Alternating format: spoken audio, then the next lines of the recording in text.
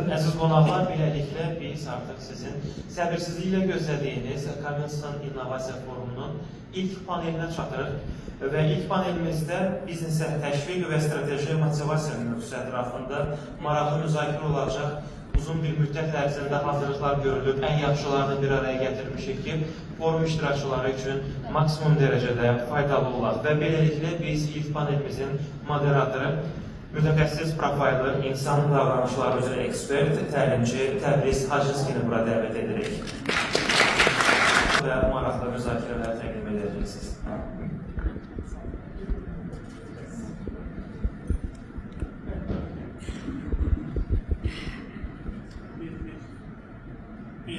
Bir səs çıxır.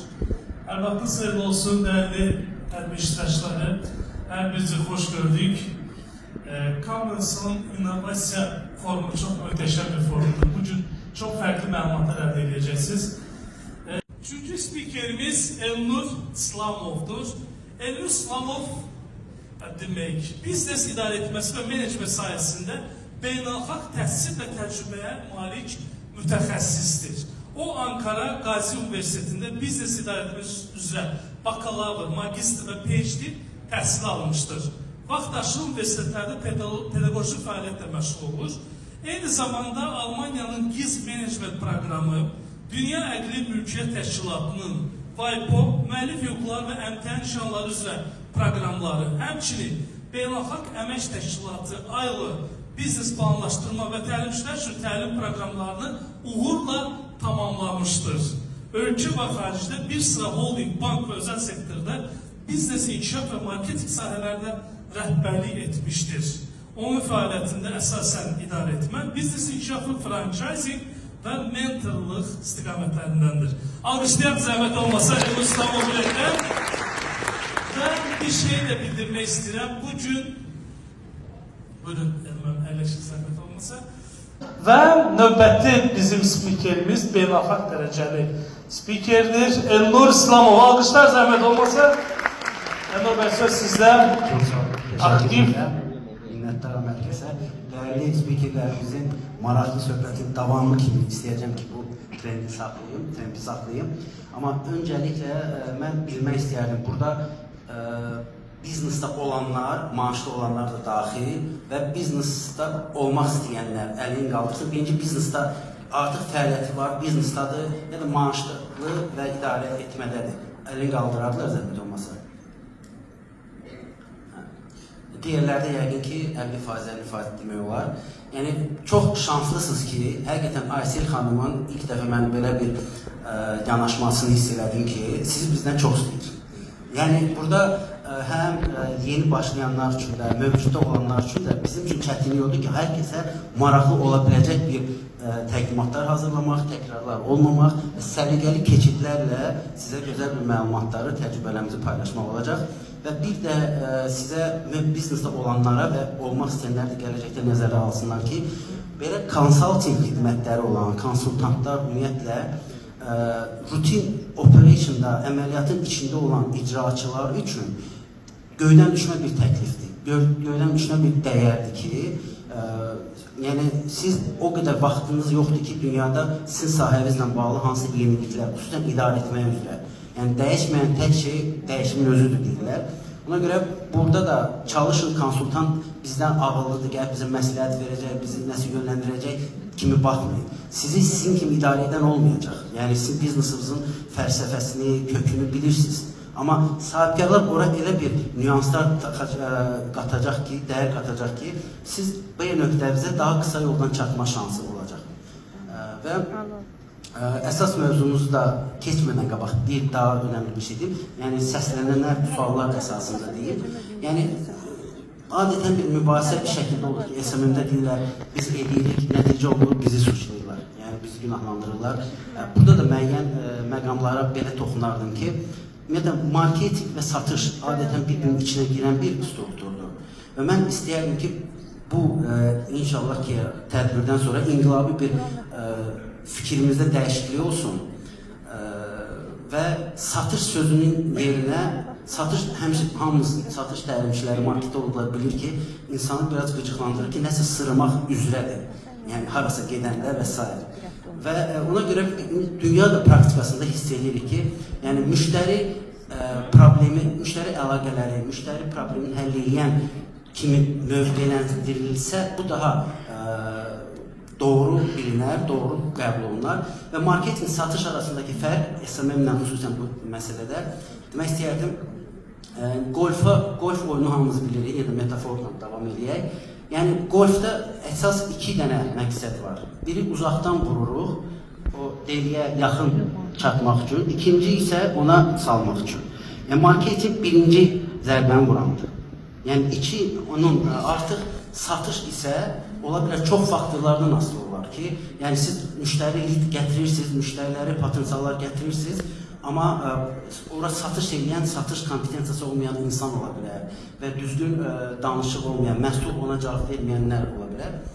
Və bizim birinci spikerimiz hörmətli Əli bəy biznesi qurulmaqdan başladıq. Orxan bəy strategiyadan davam elədi. Mən isə bunu biz necə sistemləşdirib markalaşdırmaya doğru yetməklə bağlı fikirlərimi paylaşacağım və özüm də daha çox Azərbaycanda franchising təşəbbüskarlarındanam deyə franchisingin dünyadakı uğurlu təcrübələrini bizim milli markalaşmamızda, ölkəmizin tanıdılmasındaki rolundan danışacağım. Ümumiyyətlə, adətən problemlər standart bizneslarda, adətən PowerPoint olmadı desəm. Neyse, yəni adətən standartlar deyirik. Yəni ümumiyyətlə gəlin belə hər bir şirkətin bir orqanizma kimi baxsaq, bir canlı orqanizma kimi baxsaq, bir təsirlənən faktorlar var, qabağa aparan faktorlar var və bir sistem kimi düşünəyin. Yəni sistemi bir tərifin versək, bəlli bir bütövü formalaşdıran alt sistemlərdən oluşan, formalaşan, ibarət olan bir bütövdür. Və sistemlə şirkət arasındakı bir əlaqəni tapsaq, şirkət nədən ibarətdir? Yəni bir istehsal bölməsi olur, maliyyə bölməsi var, insan resursu var, marketinq satışı var. Bunlar arasında ahəngli bir kolaborasiya olmalıdır ki, nəticəyə doğru getsin və menecmentdə management by objective deyə bir məsələ var. Orxan bəyin gözəl bir nümunəsi hər bir yerə dartanda olmur. Yəni istər fərdi və istər şirkətin məqsədlərinə hamı bir dəfəlik çatmalıdır. Bu da sistem sayəsində mümkün ola bilir.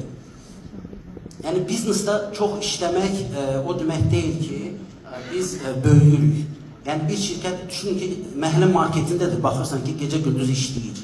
Yəni o qaçır, ora-bura qaçır, malını doldurur, məhsulları doldurur, amma çox işləyir, amma böyüyə bilmir. Demək bu o deyil. Yəni biz əsas məqsədimiz, bizim demək istədiyimiz düzgün, çox çalışmaq yox, düzgün çalışaraq. Yəni strategiya məsələsində biz həmişə, mən həmişə belə ifadə etməyə çalışıram ki, strategiya doğru işlərin görülməsidir. Yəni bu şirkətin sahibi, üst top menecmentin qərar verəcəyi, hansı istiqamətdə nə etməliyik, buna necə çatacağıq. Yəni əsas fikirlər orada gedib, orta menecment bunun sistemini, texnologiyasını qurur. Alt menüdə bu haqda da sizə inşallah ki, son slaytda məlumat verəcəm. Yəni strategiya doğru işlərin görülməsidirsə, işlərin doğru görülməsi də bir o qədər vacibdir. O da əməliyyat sistemidir. Yəni ikisi bir-birini tamamlananda nəticə olur. Biz misal üçün daha çox hər sahibkara deyirik. Yəni sən bu qədər çalışırsan, çox çalışmaq yerinə bir sistemli çalış. Hamı sahibkarlığa başlayanda, biznesa başlayanda bir romantik havalarla, yəni istirahətim olacaq, katibəmiz olacaq və komandamız olacaq, iclaslarda, idarə heyət iclaslarımız olacaq. O romantikdən başlayır, amma həqiqətən də gecə-gündüz istər reallığı düşünəndə vergidə sərəncam gəlir, bankdan orada bir problem, başqa problem var, işçi analıq məzuniyyətinə çıxır, yerinə əvəz etmək yoxdur və s.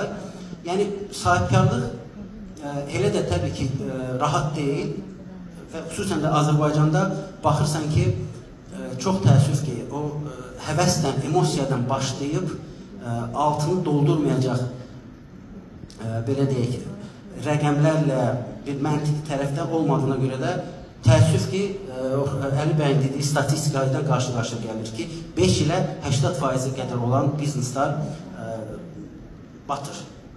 Amma bunun tərsi franchisingdə bu statistika tam tərsidir. Yəni bizdə franchisingdə 80% 5 ilə kimi gedirlər. 20% gedə bilmir. Onun da səbəbi nədir? Yəni düzgün franchising seçilməməsidir. Yəni franchising olmadan özünü franchising kimi təqdim edənlərdir. Biz özümüz hal-hazırda Türkiyə təcrübəsini öyrənirik ki, 90-cı illərdəki Türkiyəyi biz hal-hazırda və oradakı onların dəyərli təcrübələrini, onların məsləkdaşlarımızla, həmkarlarımızla araşdırırıq ki, o səhvləri manevr edərək keçək. Və franchising bizneslarında daha çox biz sistemə ağırlıq edirik. Yəni insandan asılı olmadan vəziyyətə salmaya çalışırıq. Yəni düşünün ki, McDonald's əgər insandan asılı olsaydı, hal-hazırda nə 42.000 restoran olardı dünya çapında və nə də 25 milyardlıq sadəcə marka dəyəri olardı. Və düşünün ki, bunun boş kassa qışqırmağın belə bir standartını quran adamlar, yəni təbəssümlə, pozitiv emosiya ilə də deyəcək. Yəni hər incəliyi belə standartlaşdırıblar. Və sistem deyəndə ki, sistemləşdirilməlidir deyəndə biz bir şirkətə daha sadə dildən desək, bir işlər təkrarlanırsa, demək onu bir sistem halına gətirmək lazımdır. Və biz misal üçün müştəri xidmətlərimizlə, biz burada dəyərli bank həmkarlarımız da var. Mən özüm də bankdan gələn adamam. O sizinlə həm də bu konferansın özəl tərəfi də odur ki, yəni burada rəhbər yəni bankın və üst rəhbərlik deyil ki, əl çatmaz olsunlar, biraz çəkinəsiz. Burada həm istər dövlət nümayəndələri olsun, istər bankdan olsun, çox rahat biznes nümayəndələri rahat suallarını da verə bilərlər. Çünki həqiqətən də gözəl imkanlar yaradılır. Biz də bu imkanlardan istəyirik ki, sizin daha biznesinizin dayanıq etmək üçün necə etməyimizlə bağlı təcrübələrimizi paylaşaq. Misal üçün, baxın, bu statistika Beynəlxalq Franchising Assosiasiyasının statistikasıdır ki, dediyim məsələ statistikanı da təsdiqləyir. Yəni 5 ilə 20% franchisingdə bağlanırsa, normal bizneslarda 80% bu rəqəm. Bu bizim Özbəkistan gələn qonağımızı da Ruslan bəyi salamlayırıq buradan. Yəni Özbəkistan franchising bazarı olaraq bizə yaxın olsa da bizdən qabaqdadılar. Bizim də arzumuz onların təcrübəsindən, təbii ki Qazaxıstan, Rusiya daha bizim üçün prioritet sayılır. Onların təcrübəsindən biz faydalanaq. Baxın, biz hələ ki daxildə 0-1 dəqiq, yəni elə bir markalarımız da belə baxanda yoxdur. Bu real, təəssüf ki, reallıqları da var. Yəni bizdəki sahibkar başqasına verməmək səbəbi vergi faktoru ola bilər, düzgün rəqəmləri düzgün paylaşmaq, mətbəxinə çox qoymaq istəmir. Halbuki mətbəxinə o məlumatları açsa, biznesin unikallığını görsə, o daha cazib şəkildə olar. Mən sizi belə deyim, yəni sistemli biznes dayanıqlı biznesdir. Yəni daha yadda qalmaq baxımından deyirəm. Dayanıqlı biznes nə deməkdir? Artıq loyal müştəriləri sayı daha çoxdur nisbətən digər müştərilərdə. Bunu da bir haşiyə açım ki, hər kəsə məlum hal-hazırda istər digital platform kanallardan müştəri cəlb etmək getdikcə bahalaşır. İstər sosial media baxımından, Facebook və s. Və bizim üçün 80% təkrar, returnship dediyimiz bizə geri dönən müştərilərin əlimizdə saxlamağımız lazımdır. Yəni müştəriyə bir dəfə satış etmək deyil, davamlı satış etməkdir. Harada kimi işlətməliyik? Amma üst rəhbərlikdə bunu kim edəcək? Kim kompetensiyalıdır buna? Bu suallara cavab verir. Bununla bağlı, təbii ki, bu qısa bir zamanda vaxtımıza görə çox şey deyə bilmirik. Təzəliklə açdığım, bunu bir elan eləmiş olum ki, YouTube kanalımızda bu 12 dənə videomu paylaşmışam. Yəni, burada deyə bilmədiklərimi orada dəvət edirəm. Çox sağ olun. Alqışlayan zəhmət olmasa, teşekkür ederim. Maraqlı çıxışdı, həqiqətən də franchising bütün dünyada ən aktual istiqamətlərdən biridir. Bir sual. Xanıma yaxınlaşın, qalxdı ayağa bir sual verin. Əslində biz 1 saat keçmişik. Düz bizim günahımız deyil, amma 1 bir saat. Bu mənim partlarda Hər bir sual. birinizi salamlayıram.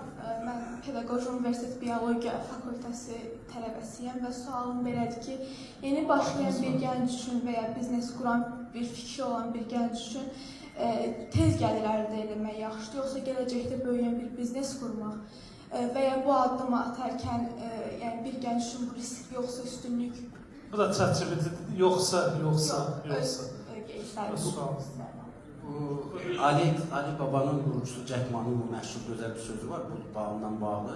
Yəni 30 yaşa qədər, bu ola bilər bəzilərində bacarıq var, 25 yaşda kimi hansısa bir korporativləşmiş biznesdə olmağınız məsləhətdir. Ondan sonra öz biznesinizlə bağlı düşünə bilərsiniz. Orada olarkən də öz biznesinizlə bağlı müəyyən ipuçlarına da baxın ki, yəni sərbəst olanda, yəni hazır bir maaş alan işçi kimi deyil, baxmayın. Yəni belə. Çox sağ olun. Evet, bir tane de sual götürək, zəhmət olmasa arxaya.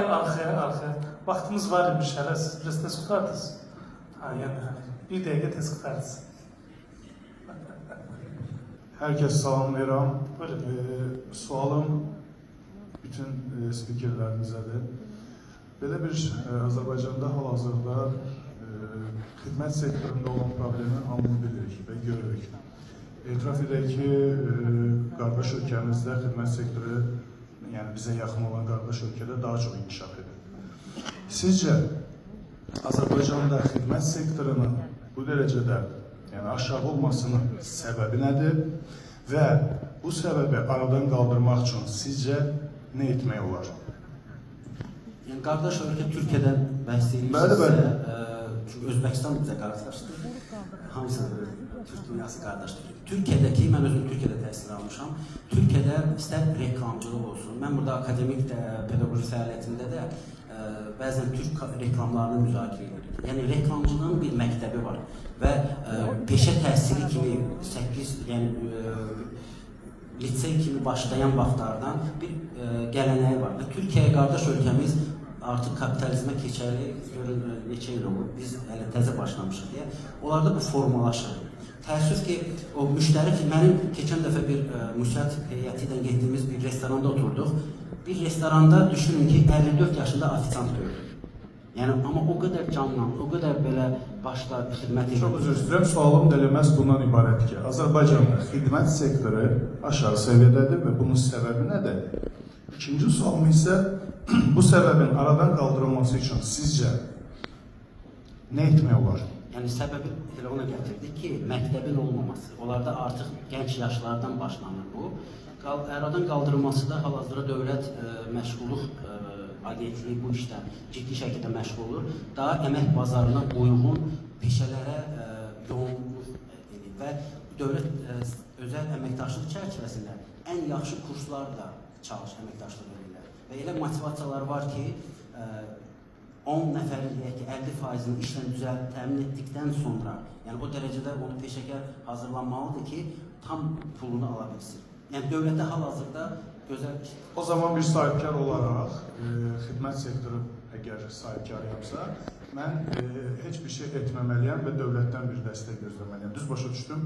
Yəni sahibkarlıq ümumiyyətlə bir bazarda, ümumiyyətlə hansı sahibkarlıq fəaliyyəti göstərirsinizsə, oradakı doğrudan da trend nədir? Və bu dəqiqə sağlam qidalanmaqla bağlı insanlarda xəstəlik çoxalıb deyə elə sektora gedin ki, qırmızı okean olmasın orada. Təşəkkür edirəm.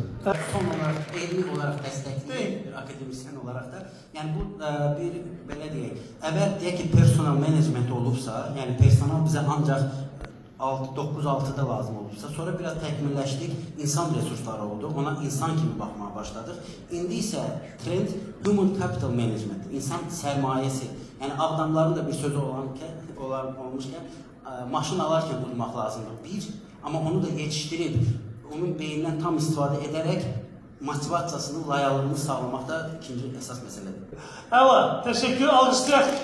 Həqiqətən mükəmməl çıxış, böyük təcrübə.